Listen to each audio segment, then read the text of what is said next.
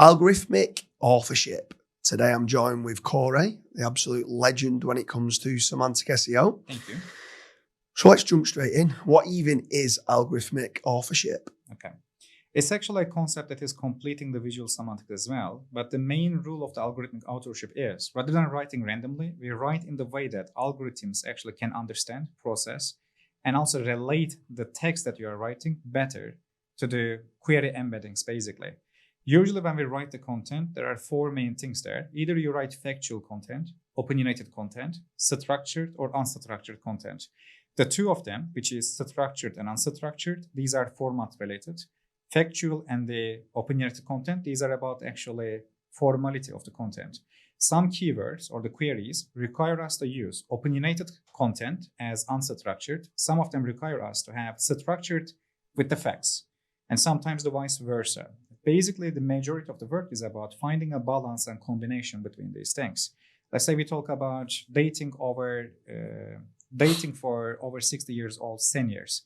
In that case, when you ask a question like, let's say, how to find seniors over 60 years old, in that case, you can directly give a factual, structured instructional list. And then to the bottom part, you can also give an opinionated sentence, and you can change the background color as well.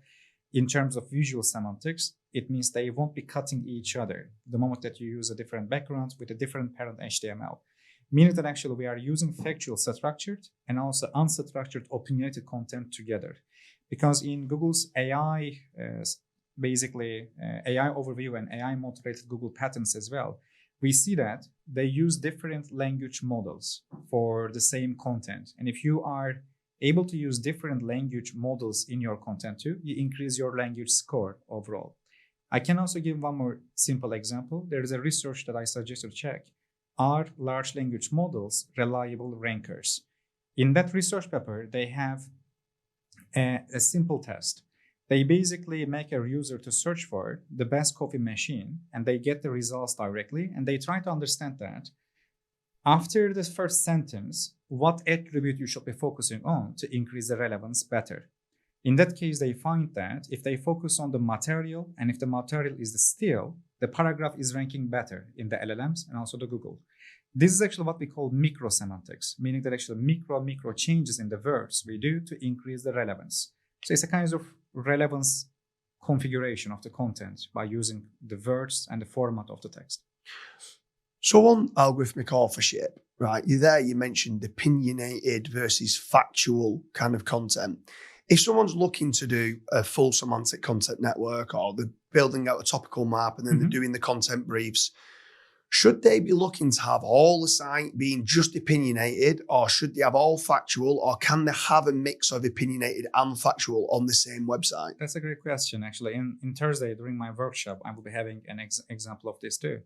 Let's say I can give a site name to josaki.hu. There actually we have four type of different pages for four type of different queries. It's a local service provider search engine, actually, like for plumbers, electricians, etc. in Hungary. And let's say you ask for how do I solve XYZ error on AC. In the moment that you ask the question like how do I solve, Google is going to be actually parsing the query as experience related, meaning that actually I will be using my subdomain as a forum to answer that. And forum indexing is very tolerant for Google. You can write nonsense to a forum, still Google will be indexing it because that's just an opinion. It doesn't have to make sense at all. That's the good side of opinionated content. Quality is very related, or it's not basically objective, it's very subjective. And when it comes to the question of, let's say, the AC installation prices, we directly use actually our local directory of the service providers.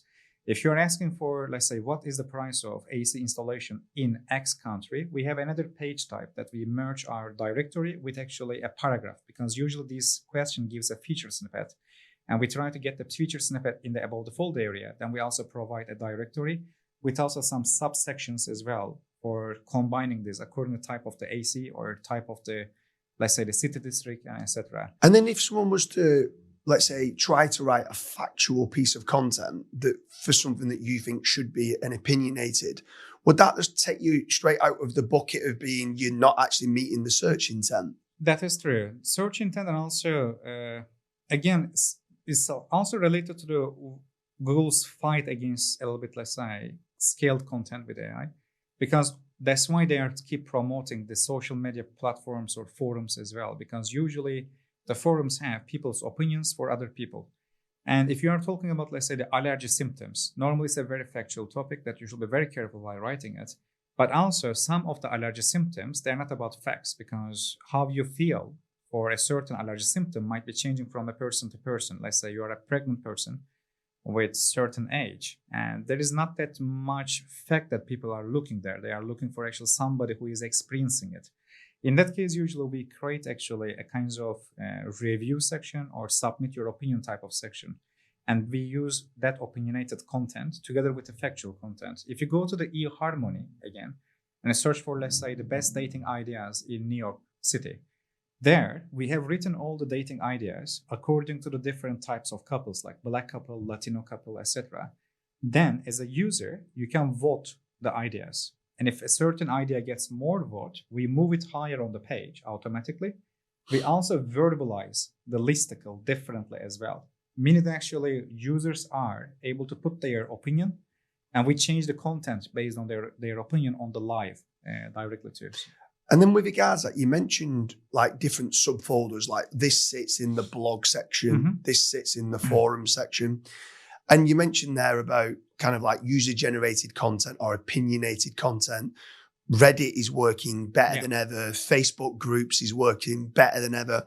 Would you ever on a page that was a factual page of, like, say, how to install an air conditioning unit, like you mentioned, where it's factual, could you in the micro content then had an opinion based on the same page of it being factual at the top? Yeah, it is actually about what we call query deserves a page, because not every keyword or the query deserves to have a separate page, meaning that actually we wouldn't open 4 different pages every time.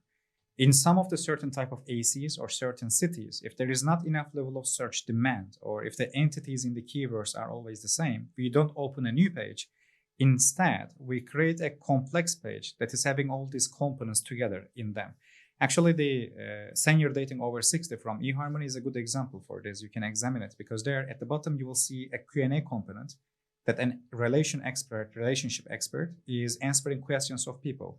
At the top of the page, we have more factual section, but in the further top, we directly have a visual engaging component to find your match as well. So you can merge it according to the search demand and according to the importance of the keyword. And then with regards to algorithmic authorship, someone like myself, I'm not very advanced when it comes down to semantic SEO. So is there anything that I should be asking you that the listeners might want to know about algorithmic authorship that they should be implementing that they're probably not doing? The biggest win will be coming from the beginning of the content, as always, because in the visual semantics, as we explained, the centerpiece annotation is nearly everything for the initial ranking. In the same way, the first nearly like 6-7 sentences or the word groups that you are using on the page will be the most important to exceed the threshold there. And using the right predicate with the right level of definition, again, will be important. And technically, if we are trying to rank for a certain question, like, let's say, what is the milk allergy? You can directly go to Google, search for the milk allergy is in the quotation marks, and get all the is definitions. That is all the ranking pages, and try to create a curated and richer and unique version of all these definitive or definitional sentences, which will be again helpful for you actually to increase your relevance while providing actually uniqueness too. This way you can actually increase your, let's say, the initial rankings further, and you can also use machine automation for this too, because let's say there are 40 types of allergies and you can make these 40 searches on the Google. You can get all the already used word groups and definitions, entities, attributes, and you can create a better initial sentence group for your centerpiece annotation, also from authorship point of view too, to increase your overall rankings initially. And I bet they're nicely presented with visual semantics would be brilliant. Anyone who's not yet seen it, check out the link in the description where I go through visual semantics in depth with Koray. Koray, it's been an absolute pleasure. Thank you. Always.